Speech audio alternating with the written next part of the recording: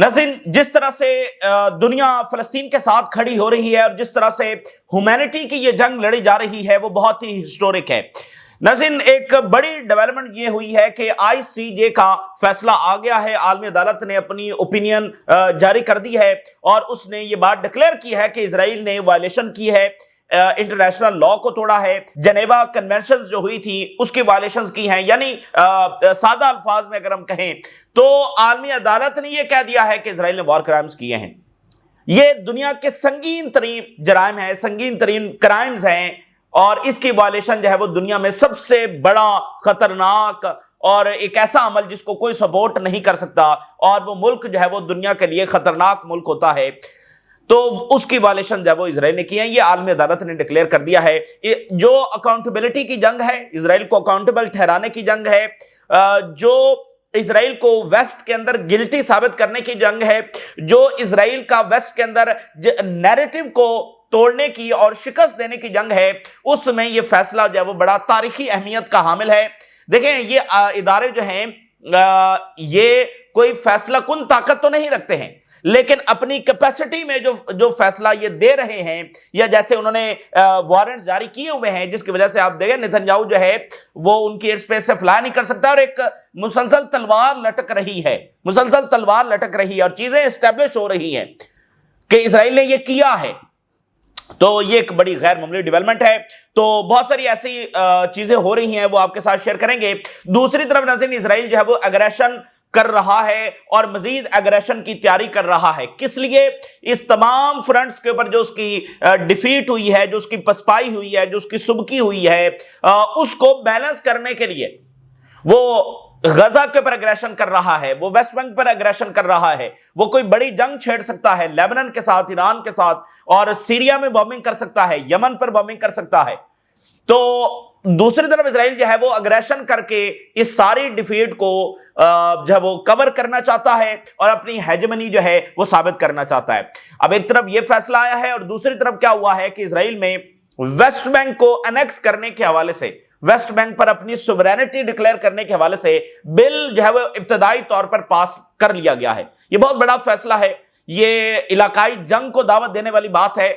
यानी West Bank पर मुकम्मल वो उसको इजराइल में शामिल करने जा रहे हैं। तो इसको जो उन्होंने पास कर लिया है, तो ये इलाकाई जंग को दावत देने वाली बात है।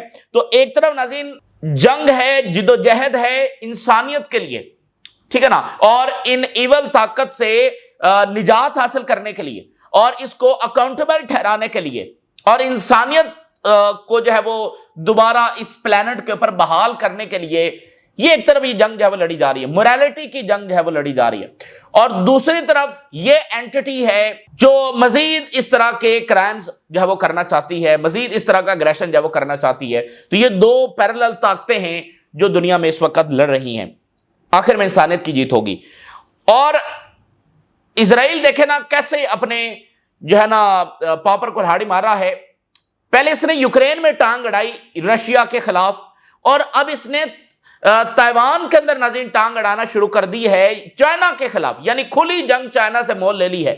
ताजा तरीन रिपोर्ट के मुताबिक इजराइल जो है वो चाइना को मिसाइल दे रहा है और उनको बहुत सारा इक्विपमेंट, बहुत सारी टेक्नोलॉजी बनाने में मदद दे रहा है, और आयरन डोम की तर्ज का जो एयर डिफेंस है वो बनाने में इजराइल जब वो खुफिया तौर पर ताइवान की मदद कर रहा है। यानी चाइना के खिलाफ खुली जंग जब इसने मोल ले ली है।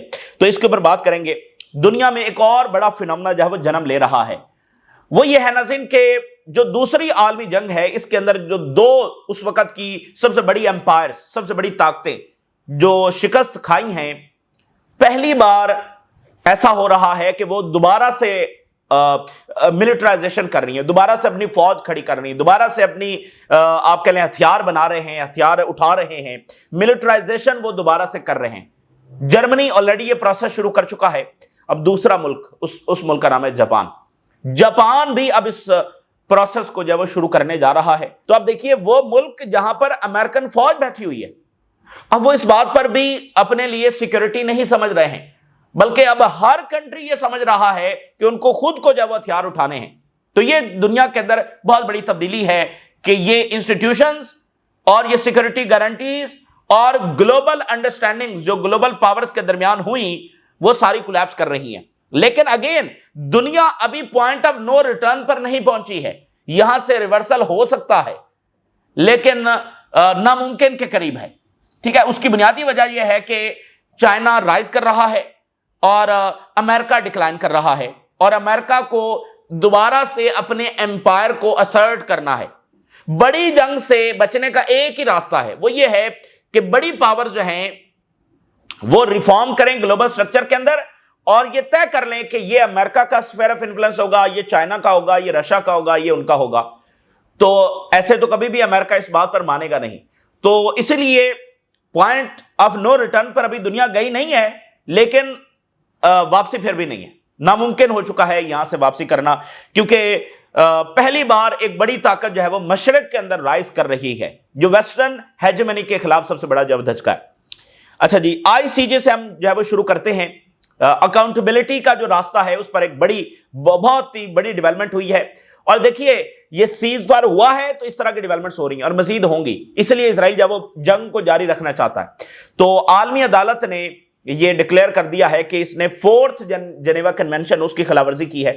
اس میں کیا ہے, اس میں دنیا نے یہ طے کیا کہ یہ چیزیں اگر ہوں گی تو وہ وار کرائمز ہیں, یعنی سویلینز کو مارنا, ان کو ٹارچر کرنا, ملٹری مینز کے لیے سویلین پراپرٹی کو, ان کی لائفز کو ڈسٹرائے کرنا, یہ بالکل الاؤ نہیں ہے. ٹھیک ہے نا, یہ سارا 4th جنیوا کنونشن کے اندر اس طرح کی چیزیں لکھی ہوئی ہیں, وہ ساری چیزیں اسرائیل نے کی ہیں. تو انہوں نے ایک اس کو جو ہے ڈکلیئر کر دیا. انٹرنیشنل لا جو ہے وہ اسرائیل کو پروہیبٹ کرتا ہے کہ وہ فیمن کو as a weapon of war استعمال کرے.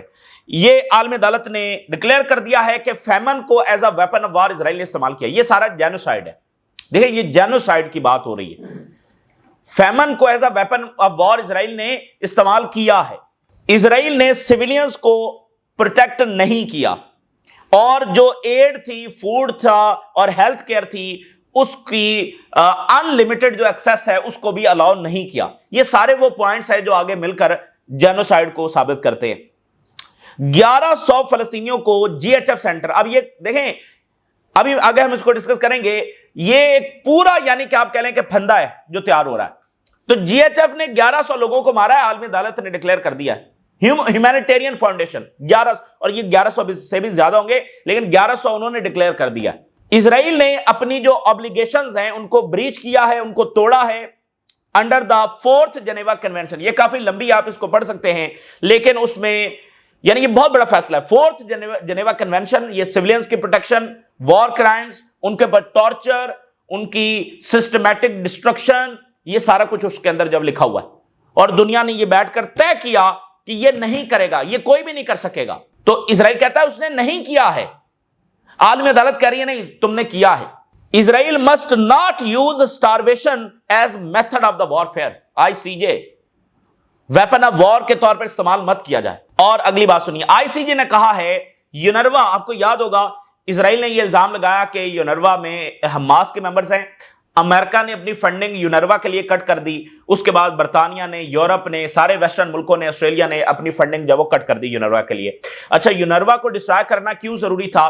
کیونکہ جینوسائیڈ کرنے کے لیے یونروا کو ڈسٹرائے کرنا ضروری تھا, کیونکہ جو یونروا کا انفراسٹرکچر ہے وہ پورے غزہ میں پھیلا ہوا ہے, اور وہ بڑے افیکٹو انداز کے اندر کام کر رہے ہیں. اور پھر اس سے بھی بڑھ کر یونروا وہ ادارہ ہے جو فلسطین کے لیے بنایا گیا, اور اس کے پاس سارا ریکارڈ ہے جو 47-48 سے جو فلسطینی ڈسپلیس ہوئے ہیں, جن کے پاس رائٹ ٹو ریٹرن ہے, اس کا سارا ریکارڈ یونروا کے پاس موجود ہے. تو اگر یہی نہیں ہے تو پھر وہ جو فلسطینی ہیں وہ واپس نہیں آ سکتے, جو موجود ہیں ان کو بھی وہ ڈسپلیس کرنے کا ارادہ رکھتے تھے. تو عالمی عدالت نے یہ کہہ دیا ہے کہ اسرائیل یہ ثبوت نہیں دے سکا کہ یونروا جو ہے وہ اس میں کوئی حماس کے ممبرز تھے, یہ اسرائیل ثابت نہیں کر سکا. یہ بہت بڑا تماچا ہے ان ملکوں کے منہ کے اوپر بھی جنہوں نے فنڈنگ جو وہ روکی تھی, اور ان کے اوپر اب مزید دباؤ جو وہ بڑھنے جا رہا ہے ان کے اپنے لوگوں کا. اچھا, تو یہ ایک مختصر 2-4-5 ہیڈ لائنز میں نے آپ کے سامنے یہ فیصلہ رکھا ہے. اب اس کو ذرا الجزیرہ کیسے اس کو انالائز کر رہا ہے, اس سے آپ کو اندازہ ہوگا یہ کتنا بڑا فیصلہ ہے. انہوں نے کہا کہ یونائٹڈ نیشن کی کورٹ کا یہ جو فیصلہ ہے یہ ایک تلوار کی طرح لٹکتا رہے گا اسرائیل کے سر کے اوپر in the future, will hang over the head of Israel in the future. انہوں نے کہا کہ یہ کوئی ایسی باڈی نہیں ہے جو امیڈیٹ اپنے فیصلے کو امپلیمنٹ کروا سکے.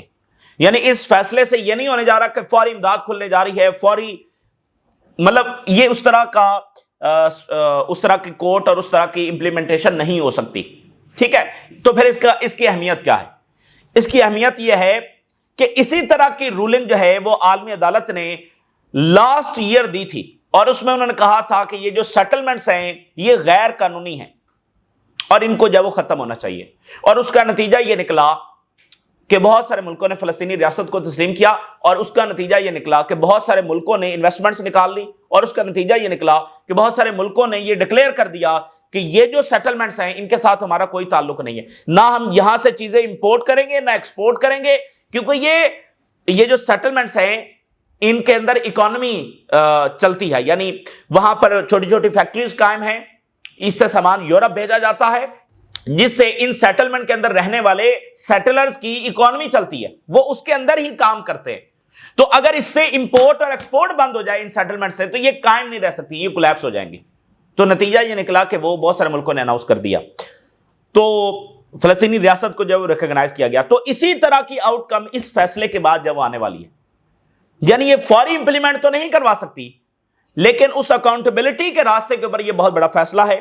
جیسا کہ انہوں نے کہا کہ یہ ایک امپورٹنٹ لیگل فائل ہے جس کا بلڈ اپ ہو رہا ہے. اسرائیل کی اکاؤنٹیبلٹی کے لیے ایک پورا پھندا ہے جو تیار ہو رہا ہے, اور اس راستے میں یہ اہم ترین اقدام ہے. اور یہ امپورٹنٹ ہے فلسطینی لوگوں کے لیے, بیکاز ایون اسرائیل اگر اس کو فل فار اگنور بھی کرے گا اور ریجیکٹ بھی کرے گا, it will hang over the head of Israel from this moment. یہ ایک تلوار ہے جو مسلسل لٹکتی رہے گی. یہ فیصلہ اب آ چکا ہے اور اسرائیل کے سر کے پر موجود ہوگا. ان کا انفلوئنس ہے جس کی وجہ سے ان کو ابھی اکاؤنٹیبل نہیں ٹھہرایا جا سکتا, لیکن جو ہی دنیا کی ریالٹیز بدلیں گی اسی فیصلے کے تحت ان کی اکاؤنٹیبلٹی ہوگی. اور جو آگے جینوسائیڈ کا کیس ہے وہ بھی تو اسی عدالت میں چلنا ہے نا. آئی سی سی اور آئی سی جے یہ ایک ایسی عدالتیں ہیں جو ویسٹرن ہیں, وہاں پر ان کا انفلوئنس ہے, ساری چیزیں ہیں, تو ان کے پاس وہ اتھارٹی نہیں ہے. آپ سوچ نہیں سکتے کہ کتنے بڑے دباؤ میں یہ کتنے بڑے فیصلے کر رہے ہیں. وہ صرف رائٹ ٹائم کا انتظار کر رہے ہیں, وہ وارنٹ سسپینڈ نہیں کر رہے ہیں, اور اسی عدالت میں جینوسائیڈ کا کیس چلنا ہے. تو یہی عدالت بتا رہی ہے کہ انٹرنیشنل لاء کی وائلیشن ہوئی ہے, جنیوا کنونشن کی وائلیشن ہوئی ہے, سویلینز کو سسٹمیٹک طریقے سے مارا گیا ہے, وار کرائمز کیے گئے ہیں. تو آگے جینوسائیڈ کا کیس بھی تو اسی نے اسٹیبلش کرنا ہے نا. تو وہ ایک پھندا ہے جو تیار ہو رہا ہے. سو اب یہ آخری لائن ہے الجزیرہ کی, It will be held accountable in the future. جو ہی دنیا بدلے گی, جو ہی یہ اسرائیلی لابی کا شکنجا یہ کم ہوگا, اس کا انفلوئنس جب وہ گھٹے گا اور ویسٹ جب اس کو ابینڈن کرے گا تو اکاؤنٹیبلٹی ہوگی. تو اس تناظر میں یہ بڑا بہت غیر ملک. پھر آپ ذرا یہ ہیرڈز کی ایک اور خبر دیکھیے. ہیرڈز نے یہ بتایا ہے کہ 460 اسرائیلی سیلیبریٹیز, انٹیلیجنشیا, اسکالرز, ان کے پرومیننٹ جو لوگ ہیں 460, وہ امریکہ میں بھی رہتے ہیں, یورپ میں بھی رہتے ہیں, اسرائیل میں بھی رہتے ہیں. انہوں نے کہا ہے کہ اسرائیل کو اکاؤنٹیبل ٹھہرایا جائے. ذرا دیکھیے, hundreds of prominent Israelis urge world powers to hold Israel accountable for Gaza atrocities. اب بتائیے مجھے, اسرائیلی ورلڈ پاور سے اور یونائٹڈ نیشن سے اور عالمی عدالت سے یہ مطالبہ کر رہے ہیں کہ اسرائیل کو کٹہرے میں لایا جائے جو فلسطینیوں کے ساتھ اس نے کیا ہے. یہ ان کے پرومیننٹ لوگ ہیں جنہوں نے بہت ساری کتابیں لکھی ہیں, اسکالرز ہیں, ہالی ووڈ سیلیبریٹیز ہیں, ٹھیک ہے نا, پرومیننٹ لوگ ہیں مختلف شعبوں کے. انہوں نے یہ بات کی ہے 460 اسرائیل کو کٹہرے میں لایا جائے. تو ایک یہ چیز ہوگی. پھر آپ دیکھیے اس اینٹی نے کیسے ٹانگ اڑانا شروع. دیکھیں جیسے ہوتا ہے نا, کوئی بھی آپ کو ماضی کے بہت سارے کردار جو ہے وہ مل جاتے ہیں کہ وہ بہت سارے لوگوں کو مارنے کے بعد وہ ذہنی توازن جو ہے وہ کھو بیٹھتے ہیں. تو یہ بھی اپنا ذہنی توازن جو ہے نا اس وقت کھو بیٹھے. اب پہلے انہوں نے یوکرین میں ٹانگ اڑائی, وہاں پر اسلحہ دینا شروع کیا رشیا کے خلاف. اب انہوں نے تائیوان میں ٹانگ اڑانا شروع کر دیا, وہاں پر اسلحہ دینا جو ہے شروع کر دیا. آج یہ رپورٹ سامنے آئی ہے, Israel's helping hand for Taiwan's iron dome. Israel secretly Taiwan کو ہیلپ کر رہا ہے, اور ٹی ڈوم تائیوان ڈوم یعنی کہ وہ بنا رہا ہے آئرن ڈوم کی طرز پر. اور تائیوان کے جو ڈپٹی منسٹر آف ڈیفنس ہیں انہوں نے اسرائیل کا دورہ کیا ہے ریسنٹلی خفیہ طور پر, اور بہت سارے پروجیکٹس جب وہ آگے بڑھائیں گے. ٹی ڈوم میزائل, اس طرح کی بہت ساری ٹیکنالوجی, ریڈار, میزائل ٹیکنالوجی, تو ایرو 2 سسٹم یہ سارا جو ٹرانسفر کیا جا رہا ہے. تو یہ چائنا کے خلاف جو کھلی جنگ ہے. ٹھیک ہے نا. تو بات پتہ کیا ہے, اب آپ دیکھیں فرعون جو ہے اس نے فوجیں اپنی سمندر میں بھی اتار دی. تو یہ جو فرعون ہوتے ہیں نا, یہ آخری لمحے تک فرعون ہوتے ہیں. تو اسرائیلیوں کا نہ لہجہ بدلے گا, نہ مائنڈ سیٹ بدلے گا, نہ ان کے اقدامات بدلیں گے, انٹل اینڈ انلیس کہ وہ اس دونوں طرف سے پانی مل جائے گا اور وہ اس میں. ٹھیک ہے نا. یعنی فرعون یہ نہیں ہوتا کہ وہ کنونس ہو جائے اور کہے کہ بھئی یہ میں نے غلط کیا تھا, اور یا اس کو ندامت ہو جائے. تو یہ نہ ندامت کرنے والے ہیں, نہ اپنے ایکشنز کو ریویو کرنے والے ہیں. یہ آخری دم تک فرعون ہی رہیں گے انٹل کہ وہ انجام جو ہے وہ بالکل آ پہنچے. تو آخری دم تک ان کے اقدامات, ان کا لہجہ, ان کی لینگویج, ان کی ایروگنس اسی طرح سے رہے گی. لیکن یہ کوئی عقل مندی کا کام انہوں نے نہیں کیا ہے. جو ریالٹیز دنیا میں بدل رہی ہیں ان کو بالکل سوٹ نہیں کرتا تھا یہ سارا کچھ کرنا, اور اس کے نتائج ہوں گے, اس میں کوئی شک والی بات نہیں ہے. اب جناب علی, جب امریکن آفیشلز اسرائیل کے اندر موجود ہیں اور آج سیکرٹری آف اسٹیٹ جب وہ دورہ کر رہے ہیں, تو انہوں نے کیا کیا ہے کہ ویسٹ بینک کی سوورینٹی کا جو بل ہے وہ بڑھا دیا ہے, اور اس کو پہلی یعنی اس کے اندر جو ہے وہ پاس کر لیا, پہلے مرحلے کے اندر اس کو پاس کر لیا گیا ہے. یہ بالکل اپنا ذہنی توازن جو ہے وہ کھو بیٹھے. یعنی اب ویسٹ بینک کو یہ لے جائیں گے اور ان حالات کے اندر ریجن چپ کر کے بیٹھا رہے گا, سب چپ کر کے بیٹھے رہیں گے, یہ اپنا ذہنی توازن جو ہے وہ کھو بیٹھے. اور ادھر 46 سینیٹر سامنے آ گئے, انہوں نے کہا ہے کہ فلسطینی ریاست اور یہ اچھا جی تو سوورینٹی امپوز کی جائے ویسٹ بینک کے اوپر. یہ پاس ہو گیا ہے اور 25 ووٹ جب اس کو ملے ہیں اور 24 ووٹس اس کے خلاف گئے ہیں. اور بین گور یہ کہہ رہا ہے کہ it's time to impose sovereignty on the West Bank now, اس ابھی ویسٹ بینک کو اپنے اس میں شامل کر لو. اور اسرائیلی آرمی چیف کہہ رہا ہے کہ ٹریننگ دوبارہ سے شروع ہو رہی ہے, اور فوج کو کہا ہے کہ تمام فرنٹس کے اوپر وہ تیار رہیں. Maintain readiness and alertness on the northern front, خاص طور پر یعنی اب آپ دیکھیں نا, یعنی سیریا اور جو لیبنن والا فرنٹ ہے وہاں پر فوجوں کو تیار رہنے کا حکم دیا ہے. تو یہ اگریشن کرتے رہیں گے. تو اب دیکھیں یو ای کا کیا سٹیٹمنٹ آیا ہے. U S diplomatic adviser West Bank annexation our red line. یہ ان کے سب سے اتحادی ملک ہیں, ان کا سٹانس یہ ہے. تو یہ بھول جائیں کہ یہ ویسٹ بینک کو لے جائیں گے. یہ برے طریقے سے ہار چکے ہیں, لیکن یہ جو ویسٹ نے تماشا لگایا ہے وہ ابھی بھی ہیزیٹنٹ ہے اس تماشے کو ختم کرنے کے لیے, لیکن اس تماشے کو آخرکار ختم ہونا ہے. یورپی یونین کہہ رہا ہے کہ وہ غزہ کا جو ایگریمنٹ ہے اس میں اپنا کردار ادا کرے گا اور اس میں شامل ہوگا. اور دیکھیے ٹرکی کیا اس وقت کردار ادا کر رہا ہے. ٹرکی کے جو لا میکرز ہیں اور ان کے بڑے لوگ ہیں وہ جینوسائیڈ کو یورپ کے اندر جو ہے وہ بیان کر رہے ہیں کہ یہ وہاں پر ہوا ہے. Turkish law makers raise topic of Gaza genocide in Europe, وہاں پر جا کر بتا رہے ہیں کہ اسرائیل نے کیا کیا. دوسرا, اردگان جو ہے وہ گلف کے دورے پر نکلے ہوئے ہیں. پہلے وہ کویت گئے, پھر قطر گئے, اور ابھی وہ عمان کے اندر ہیں. اور Erdogan hails Turkey and Qatar partnership for stability in Doha visit. اور president Erdogan visit Oman his last stop over in Gulf. اور اس کے ساتھ ایک اگلی بات یہ ہے, F-35 کے اوپر امریکہ پریشر میں ہے, اور ساتھ ہی یورپ جو ہے وہ یورو فائٹر ٹرکی کو دینے جا رہا ہے. اس خطے کا بیلنس آف پاور بڑی جلدی بدلنے جا رہا ہے. ایک تو جو سعودی عربیہ کے ساتھ ڈیل ہونے جا رہی ہے, دوسرا ٹرکی کا یہ جو ملنے جا رہے ہیں. Turkey steps up push for Eurofighter and F-35 jets to reinforce air power. ادھر ٹرکی کی فوجیں غزہ میں آ رہی ہے اور نتنیاہو کہہ رہا ہے کہ بالکل میں ٹرکی کو غزہ میں الاؤ نہیں کروں گا. ہیرٹز نے فلسطینیوں کے بارے میں لکھا ہے, فلسطینی یہ کہہ رہے ہیں کہ we survived but this is not life. Gazans feel relief mixed with dread in day after. تو سروائیو تو ہو گیا ہے لیکن یہ کوئی زندگی تو نہیں ہے. ملبے کے ڈھیر کے اوپر جب وہ بیٹھے ہوئے ہیں اور اس طرح سے امداد بھی نہیں مل رہی, تو بہت جلدی کے ساتھ فلسطینیوں کے ریلیف کے لیے کام کرنے کی جو ہے وہ ضرورت ہے. اور عالمی سطح کے اوپر جو بڑی تبدیلی آ رہی ہے وہ جرمنی اور اب جاپان, یہ دونوں ملٹرائزیشن کی طرف جا رہے ہیں. دوسری عالمی جنگ میں دونوں کو شکست ہوئی اور پہلی بار یہ ایسا ہو رہا ہے اس ٹائم کے اندر. دیکھیں نا ضرورت کیا پیش آئی ہے. یہ بڑی سنجیدہ قومیں ہیں اور جرمنی نے 2 عالمی جنگیں لڑی ہیں اور کئی دہائیاں انہوں نے اس ملٹرائزیشن کی طرف نہیں گئے, اب جا رہے ہیں. تو کوئی کچھ ایسا ہے تو وہ جا رہے ہیں, کئی دہائیاں وہ نہیں گئے. کولڈ وار میں بھی اس طرح سے نہیں گئے, اب جا رہے ہیں. Japan tells Trump we are arming up on our terms. جو نئی پریزیڈنٹ ہیں, پرائم منسٹر ہیں, وہ بڑی ہارڈ لائنر ہیں آن سیکورٹی. تو ٹرمپ جب وہاں پر دورہ کرنے جا رہے ہیں تو ملٹری بلڈ اپ کا وہ ارادہ رکھتی ہیں. اچھا اب یہ بار بار 2027 کا ذکر آئے گا. پیوٹن کی بات آپ سنیں گے تو 2027 2028 یہاں تک تیاری مکمل کر لو. ادھر تائیوان کا مسئلہ آئے گا 2027 2028 تک اپنی تیاری مکمل کر لو. آج جاپان بھی یہی ڈیٹ دے رہا ہے.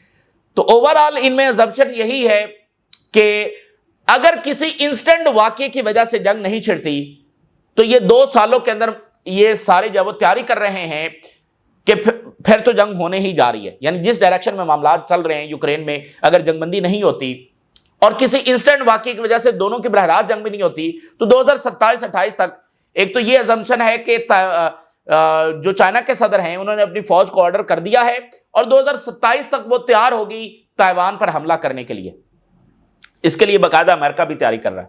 تو آج جاپان نے وہ 2027 والا جو ہے وہ استعمال کیا ہے. جو ڈیفینس سپینڈنگ ہے اس کو وہ ڈبل کرنے جا رہے ہیں. چینجنگ دا وارفیئر ریالٹیز کے مطابق وہ اپنے آپ کو تیار کرنے جا رہے ہیں. سائبر اٹیکس، ڈرونز اور پوسٹ یوکرین بیٹل فیلڈ سے جو چیزیں سامنے آئی ہیں اس کے مطابق آگے بڑھا جائے گا. ٹرمپ یہ چاہتے ہیں کہ جاپان جو ہے وہ ان کو مزید پیسے دے، امریکہ سے مزید اسلحہ خریدے اور جو امریکن فوج وہاں پر بیٹھی ہے ان کو زیادہ پے کرے. With China bristling North Korea firing missiles and Trump demanding receipts. یعنی چائنا طاقت بڑھا رہا ہے، نارتھ کوریا میزائل فائر کر رہا ہے، ٹرمپ کہہ رہا ہے اور پیسے دو. تو درمیان میں اب جاپان جو ہے اس نے اپنا فیصلہ کرنا ہے. تو یہ ایک بڑی تبدیلی ہے. ادھر جو ہے وہ چائنا اور آسٹریلیا کی جو ہے وہ ایک ایسکیلیشن ہوئی ہے. ایک تو آسٹریلیا اور امریکہ کا بڑا اہم ترین معاہدہ ہوا ہے ریئر ارتھ منرلز کے حوالے سے.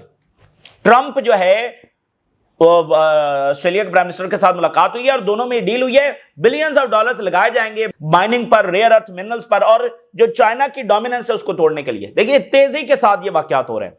اور ابھی کیا ہوا ہے، چائنا نے آسٹریلیا کے خلاف سٹیٹمنٹ جاری کرتے ہوئے کہا ہے کہ آسٹریلیا جو ہے وہ اپنی وائلیشنز اور پرووکیشنز ہمارے خلاف بند کرے. تو یہ ایک پھڈا ان کا وہاں پر ہوا ہے. اور دیکھیے نیدرلینڈ جب وہ چائنا کے ساتھ ٹاکس کر رہا ہے ریئر ارتھ منرل کے اوپر جو ریسٹرکشنز لگائی ہیں. یعنی اب آپ دیکھیے یعنی چائنا اس کے خلاف تیاری مکمل ہے، لیکن چائنا کے پاس جو سب سے بڑا ہتھیار ہے وہ ریئر ارتھ منرلز ہے. یورپینز وہاں پر جا رہے ہیں. اور اگلی خبر دیکھیے، جرمنی کا سب سے بڑا ٹریڈ پارٹنر اس وقت چائنا بن گیا ہے. امریکہ کو سرپاس کر دیا ہے چائنا نے. جرمنی اس وقت اپنی سب سے زیادہ ٹریڈ جو ہے 2025 میں اس کی چائنا کے ساتھ ہوئی ہے، نہ کہ امریکہ کے ساتھ. تو یہ ایک ڈیپینڈنس ہے یورپین کی، ویسٹرن کی، چائنا کے ساتھ ان کی بڑی اکانومی اور ساتھ ریئر ارتھ منرلز اور ادھر ان کے خلاف مکمل جنگ کی بھی تیاری. تو یہ بڑا جو ہے کمپلیکس سینیریو ہے. تو یہ جناب اس وقت کی صورتحال ہے جو آپ کے ساتھ شیئر کی. آپ نے رائے ضرور آگاہ کریں. اجازت دیجیے. اللہ حافظ.